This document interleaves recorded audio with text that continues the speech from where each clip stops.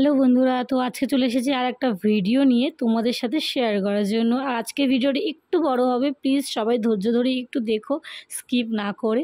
তো এখানে আমি কিন্তু সন্ধেবেলা সবজি কাটতে বসে পড়েছি। সন্ধে বলবো না, এখন 7টার মতন বাজে। তো টাইম একদমই পাস হচ্ছিল না, কারণ এই কথাটা আমি প্রত্যেকটা ভিডিওতেই বলে থাকি, যেহেতু একা একা সময় কাটাতে হয়, একদমই সময়টা পাস হয় না।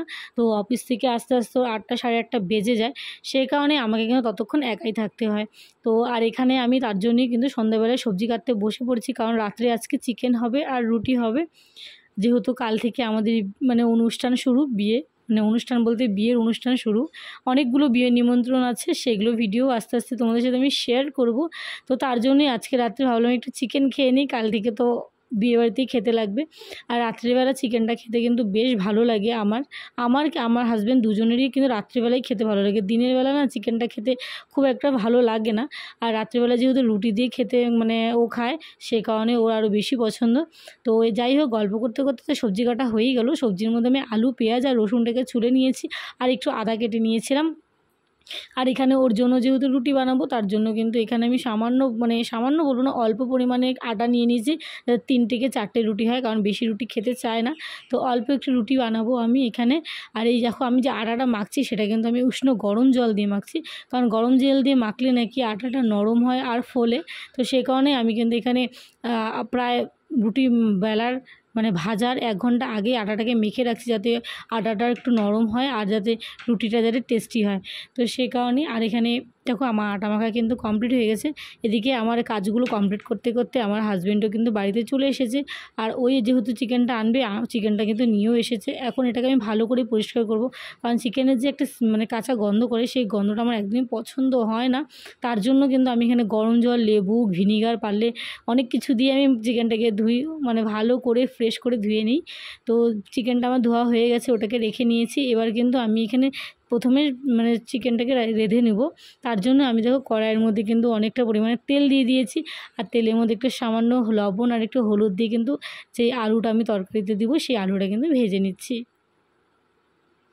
আলুটাকে বেশ একটু লাল লাল করে কিন্তু ভেজে নেব। কাঁচা আলু যদি সবজিতে মাংসের তরকারিতে দেওয়া যায়, সেই ক্ষেত্রে কিন্তু চিকেনের একটা বাজে স্মেল করে, আলুর একটা গন্ধ করে। সে কারণে আমি কিন্তু সবসময় আলুটা একটু ভেজে নিই। আর এখানে সোমবারে আমি একটু জিরে, শুকনো লঙ্কা আর তেজপাতা আর কাটা পেঁয়াজ কিন্তু দিয়ে নিয়েছি, কারণ আমি মশলা আজকে একটু কম ইউজ করব এখানে, কাটা পেঁয়াজটা, সে কারণে পরিমাপটা একটু বেশি দিয়েছি।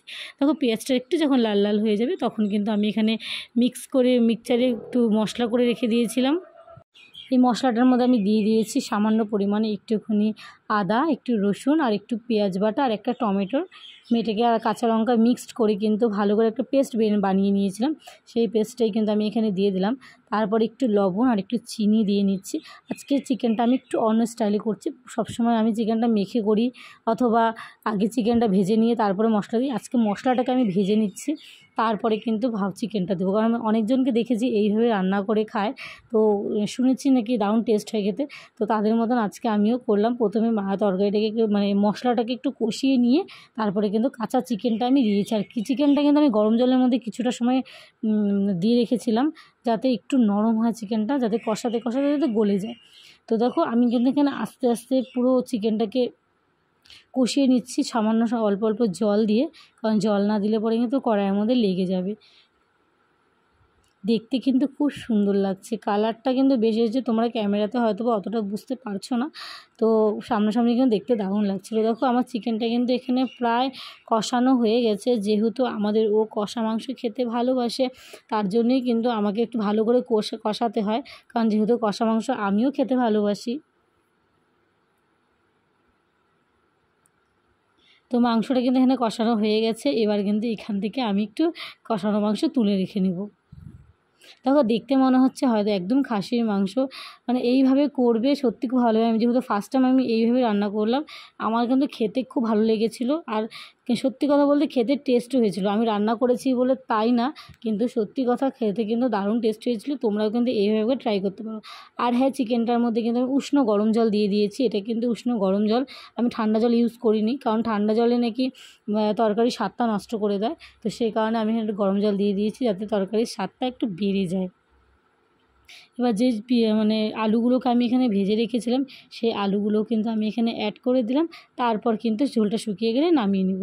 তো আর এখানে আমার দেখো চিকেনটা কিন্তু একদম কমপ্লিট হয়ে গেছে, দেখতে কিন্তু খুব সুন্দর লাগছে আর খেতেও সত্যি কথা বলছি খুব ভালো হয়েছে। তোমরাও এইভাবে ট্রাই করে দেখো, আশা করছি তোমাদেরও ভালো লাগবে। যাই হোক, রান্না করতে করতে কিন্তু আমার 10টা বেজে গেছে। আর এখানে আমি রুটি ফটাফট বেলছি, কারণ আমাদেরও খিদে পেয়ে গেছে, তো এখন আমাকে ওকে খাবার দিতে লাগবে। এখানে আমি ফটাফট একটা করে রুটি বেলছি আর একটা করে কিন্তু রুটি ভেজে নিচ্ছি। আর ওর যেহেতু খিদে পেয়ে গেছে, তো ভাজার সাথে সাথে কিন্তু আমি ওকে খেতে দিয়ে দেবো। তো যাই হোক, আজকের এই ছোট ভিডিওটা আমি এত দূরই রাখলাম, আর বাড়াবো না, কারণ বেশি বড় হয়ে গেলে তোমরা দেখতে চাবে না। তো তোমাদের এই ভিডিওটা কেমন লাগলো অবশ্যই জানিও। আর হ্যাঁ, এইভাবে যদি তোমরা কেউ চিকেন রান্না করে থাকো অবশ্যই কমেন্টে বলবে। আমি ফার্স্ট টাইম করলাম, খেতে কিন্তু দারুণ হয়েছিল। তো আজকের এই ভিডিওটা আমি এত দূরই রাখছি, আবার দেখা হচ্ছে তোমাদের সাথে নেক্সট কোনো ভিডিওতে। তো ততক্ষণের জন্য টাটা।